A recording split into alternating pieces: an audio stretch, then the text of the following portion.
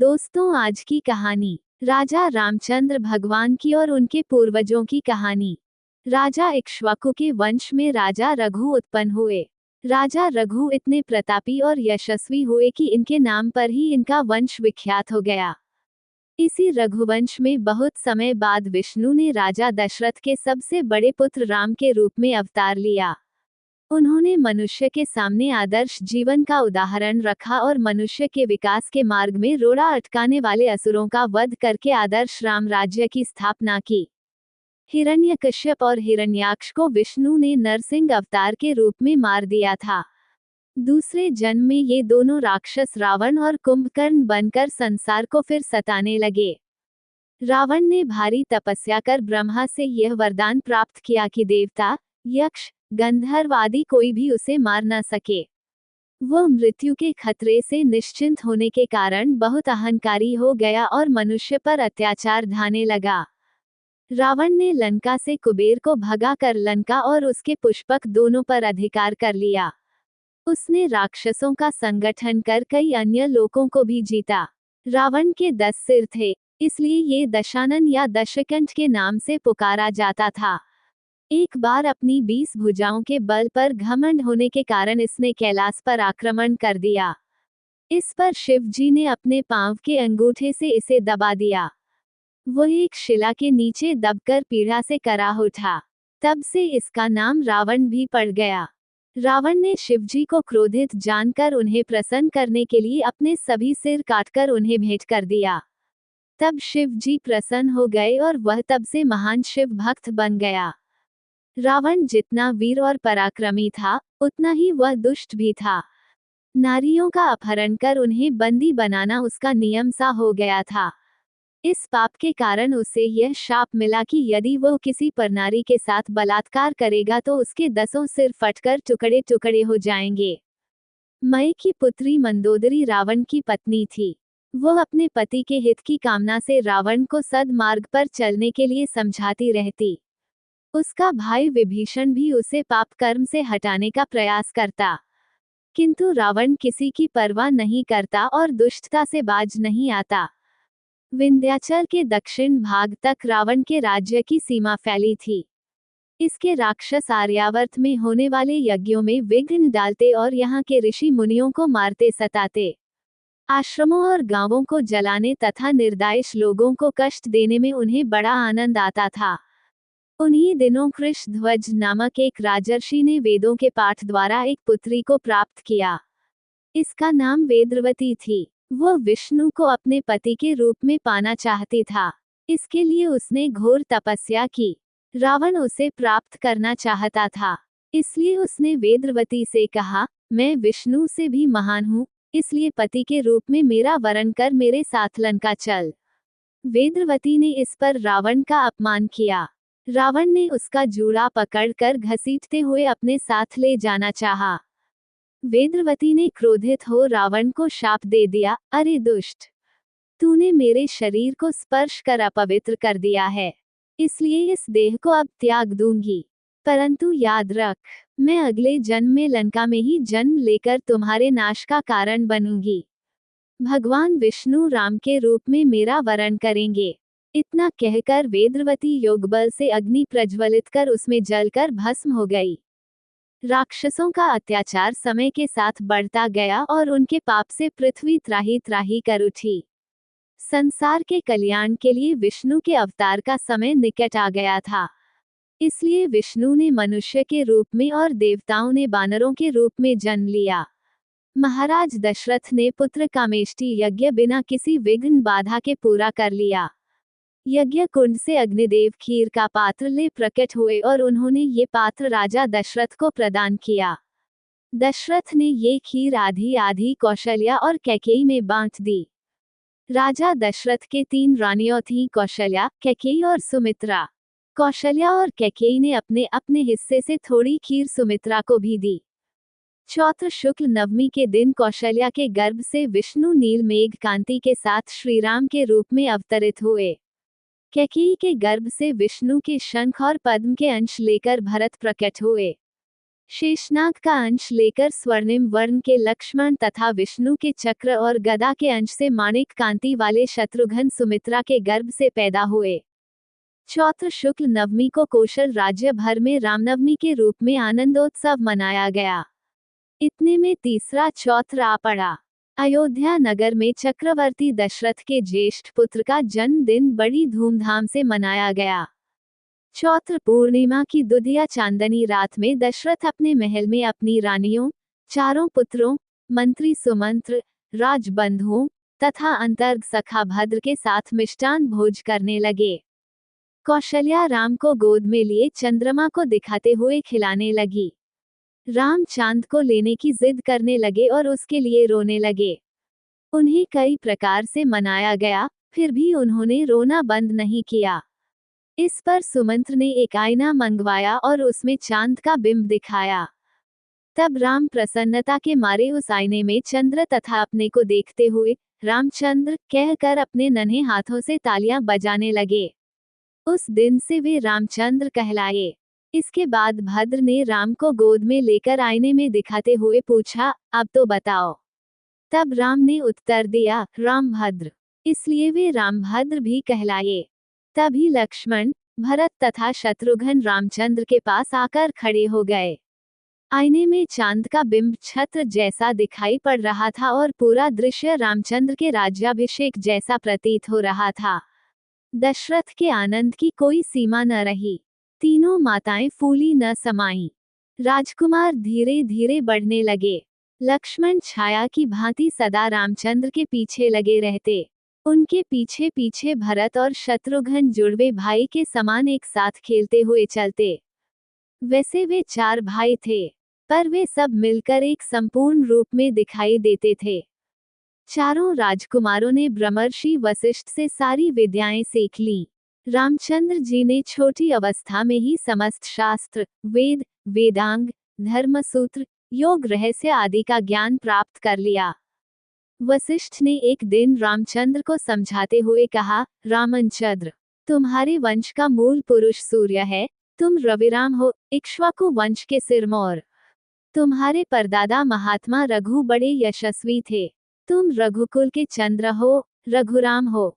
महर्षि सूत नैमिषारण्य के मुनियों को जब रामचंद्र का प्रसंग सुना रहे थे तो मुनियों ने इनके पूर्वजों का इतिहास विस्तार से जानना चाहा।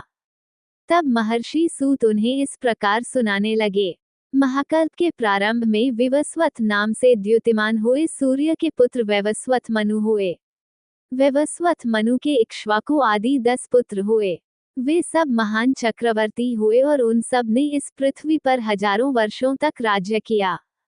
इक्ष्वाकु वंश में दिलीप और रघु बड़े ही प्रतापी, धर्मात्म चक्रवर्ती के रूप में यशस्वी हुए। महाराजा दिलीप ने संतान प्राप्ति के लिए अपने कुल गुरु वशिष्ठ की सलाह मांगी।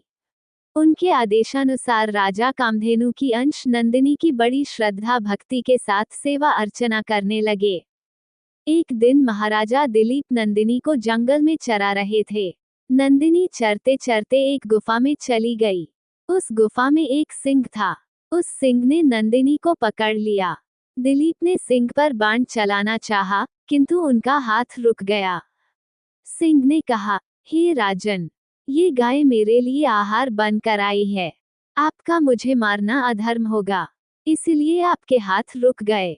इस पर दिलीप ने कहा, तुम नंदिनी के बदले मुझे खा लो, किंतु इसे छोड़ दो। राजा के मुख से यह उत्तर पाकर सिंह अदृश्य हो गया। नंदिनी राजा दिलीप की भक्ति पर प्रसन्न होकर बोली, महाराज, मैंने ही माया से आपको ये दृश्य दिखाया है। मैं आपकी भक्ति की परीक्षा ले रही थी। आप उस परीक्षा में सफल निकले। नंदिनी ने राजा को संतान प्राप्ति का वरदान दिया। महाराजा दिलीप के पुत्र महाराजा रघु हुए। ये दानवीर के रूप में विख्यात हुए। एक बार एक तपस्वी राजा के अतिथि बनकर आए। उनके मन की कामना को भांप कर राजा अपनी रानी को उस तपस्वी के आश्रम में छोड़ आए। तपस्वी ने अपनी गलती मानकर बड़ा पश्चाताप किया और भक्तिपूर्वक रानी के चरण स्पर्श कर राजमहल में भिजवा दिया। महाराजा रघु ने एक बार दान में दी हुई चीज को वापस लेने से इनकार कर दिया। इस पर रानी ने राजा से निवेदन किया कि इससे अच्छा यह है कि आप मेरा सिर काट लें। इस पर रघु ने सचमुच रानी का सिर काटने के लिए तलवार चला दी, किंतु ये क्या, तलवार सिर से स्पर्श करते ही फूल बनकर बिखर गई। देवताओं ने उस राज दंपति की निष्ठा और कर्तव्य परायणता पर प्रसन्न होकर उन पर फूलों की वृष्टि की। महाराजा रघु ने अपनी सारी संपत्ति दान कर दी और जब धन न रहा तब कुबेर के पास गए। कुबेर ने आदरपूर्वक उनका स्वागत किया और उनकी इच्छा के अनुसार धन देकर विदा किया। रघु ने सारा धन याचकों में बांट दिया। महाराजा रघु के पुत्र थे अज। महाराजा अज बड़े शूर, वीर और पराक्रमी थे। एक बार स्वयंवर में भोजराज की पुत्री इंदुमती ने उन्हें वर लिया। राजा अज इंदुमती को साथ लेकर चल पड़े। एक दिन राजा अज इंदुमती के साथ उद्यान में घूम रहे थे। तभी आकाश मार्ग से नारद जी जा रहे थे। अचानक उनकी वीणा से लिपटी देवलोक की पुष्पमाला हवा में उड़ती हुई वहां आई और इंदुमती के कंठ में जा पड़ी। इससे इंदुमती की उसी घड़ी मृत्यु हो गई। राजा अज पत्नी की मृत्यु देख शोक में रोने लगे। तभी नारद वहां प्रकट हुए तथा राजा को उन्होंने इंदुमती के पूर्व जन्म की कहानी सुनाई। एक बार तृणबिंदु ऋषि की तपस्या भंग करने के लिए इंद्र ने हरिणी नामक अप्सरा को भेजा था। इस पर ऋषि ने हरिणी को मानवी जन्म का शाप दे दिया। हरिणी के अनुरोध करने पर ऋषि ने शाप से छूटने का उपाय भी बता दिया। स्वर्ग की पुष्पमाला के उसके कंठ में पड़ते ही इंदुमती को सुरबाला होने की याद हो आई। इसलिए वह देवलोक वापस चली गई। राजा अज के पुत्र थे दशरथ। ये देवासुर संग्राम में देवताओं की सहायता करने के लिए जाया करते थे। एक बार वे इंद्र की सहायता करने के लिए शंभरासुर से युद्ध करने चल पड़े। राजा दशरथ के साथ कैकेयी भी युद्ध में चली गई। युद्ध करते समय दशरथ के रथ का पहिया निकला जा रहा था। कैकेयी ने अपनी उंगली को धुरी में डालकर पहिए को रथ से निकलने से बचा लिया। रानी की वीरता से प्रसन्न होकर राजा दशरथ ने उसे 2 वर देने का वचन दिया। पर कैकेयी ने कहा था कि समय आने पर मैं अवश्य मांग लूंगी। राजा दशरथ शब्द भेदी बाण चलाने में दक्ष थे। एक बार ये प्रजा की फसलों को नष्ट करने वाले जंगली हाथियों का शिकार करने निकले। तभी उस अंधेरी रात में श्रवण कुमार अपने प्यासे माता पिता के लिए कमंडल से जल लेने एक जलाशय पर गए। जल लेने की आवाज सुनकर राजा दशरथ को शक हुआ कि फसल नष्ट करने वाले हाथी जलाशय पर पानी पी रहे हैं। दशरथ ने तुरंत आवाज की दिशा में तीर छोड़ दिया। तीर ठीक निशाने पर लगा और श्रवण कुमार घायल होकर चीखने तड़पने लगा। श्रवण कुमार की चीख सुनकर राजा दशरथ चौंक गए और शीघ्र ही दौड़कर उसके पास पहुंचे। मरते हुए श्रवण कुमार ने दशरथ से अपने प्यासे माता पिता को जाकर जल पिलाने का अनुरोध किया। उन्होंने उन्हें पहले जल पिलाया, फिर दुर्घटना की सारी कहानी सुना दी। पुत्र शोक में बिलखते हुए श्रवण कुमार के माता पिता ने शाप देते हुए कहा, हे दशरथ, आप भी मेरे ही समान पुत्र के शोक में अपने प्राण छोड़ेंगे। इतना कहकर मुनि दंपति ने अपने प्राण त्याग दिए। सूर्यवंशी राजाओं में शरणागत की रक्षा के लिए राजा शिवी विशेष रूप से विख्यात हुए। राजा शिवी की परीक्षा लेने के लिए इंद्र कबूतर तथा अग्निदेव बाज बनकर इनके पास एक बार आए। बाज कबूतर पर झपट रहा था और कबूतर रक्षा के लिए शरण ढूंढ रहा था। तभी कबूतर शरण लेने के लिए राजा शिवी की जांघ पर जा बैठा। राजा शिवी ने उसे रक्षा का वचन देते हुए बाज से कहा, कबूतर अपनी प्राण रक्षा के लिए मेरी शरण में आया है, अतः इसकी रक्षा करना मेरा धर्म है। लेकिन साथ ही मैं तुम्हारा आहार छीनना नहीं चाहता, इसलिए हे बाज, तुम इस कबूतर के वजन के बराबर मेरी जांघ का मांस खा लो। बाज ने राजा शिवी की बात मान ली। तराजू मंगाया गया। एक पलड़े पर कबूतर बैठ गया और दूसरे पर राजा शिवी अपनी जांघ का मांस काट काट कर चढ़ाने लगे। दोनों जांघों का मांस चढ़ाने पर भी कबूतर का वजन भारी ही रहा। तब राजा शिवी ने तराजू पर अपनी पूरी देह चढ़ा दी।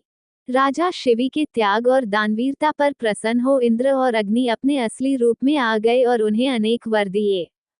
क्षत्रिय होकर भी घोर तपस्या द्वारा वशिष्ठ के समान ही ब्रह्मर्षि पद पाने वाले विश्वामित्र भी सूर्य वंश के एक समय बड़े प्रतापी राजा थे। इसी वंश में महान राजर्षि परम विष्णु भक्त राजा अम्बरीश हुए। लक्ष्मी स्वयं इनके घर में इनकी पुत्री के रूप में अवतरित हुई। इनका नाम पड़ा श्रीमती। श्रीमती बचपन से ही विष्णु को अपना पति मानकर इनकी आराधना करने लगी। अपने मोहक रूप और सौंदर्य के लिए वह तीनों लोकों में प्रसिद्ध थी। श्रीमती का जन्म एक विशेष उद्देश्य को लेकर हुआ था। देवर्षि नारद को एक बार यह गर्व हो गया कि मैं मोह माया से परे हूँ, मुझ पर इसका कोई प्रभाव नहीं पड़ सकता। एक बार नारद ने अपने इस गर्व की चर्चा पर्वत नामक एक ऋषि से भी की। एक बार घूमते घूमते नारद और पर्वत दोनों ऋषि राजा अम्बरीश के यहाँ पधारे। राजा ने उनका यथोचित आदर सत्कार किया और अपनी पुत्री श्रीमती को आशीर्वाद देने की प्रार्थना की। जब श्रीमती ने आशीर्वाद लेने के लिए दोनों ऋषियों को प्रणाम किया, तभी उन दोनों पर विष्णु की माया छा गई। वे दोनों श्रीमती का सौंदर्य देखकर सारा ज्ञान भूल गए और उससे विवाह करने को दोनों आपस में लड़ने लगे। राजा अम्बरीश को ऋषियों के इस व्यवहार पर बड़ा आश्चर्य और दुख हुआ। श्रीमती के अनुरोध पर अम्बरीश ने उसके विवाह के लिए स्वयंवर की घोषणा कर दी। स्वयंवर की घोषणा सुनकर दोनों ऋषि वहां से चले गए। स्वर्ग में वापस जाकर भी नारद श्रीमती को भूल न सके और उससे विवाह करने के लिए विष्णु से अपना सुंदर रूप देने की प्रार्थना की। इधर पर्वत ईर्ष्यावश विष्णु से यह अनुरोध करने आया कि स्वयंवर में जाने के लिए वे नारद को बंदर का मुख दे दें। विष्णु ने पर्वत की यह बात मान ली।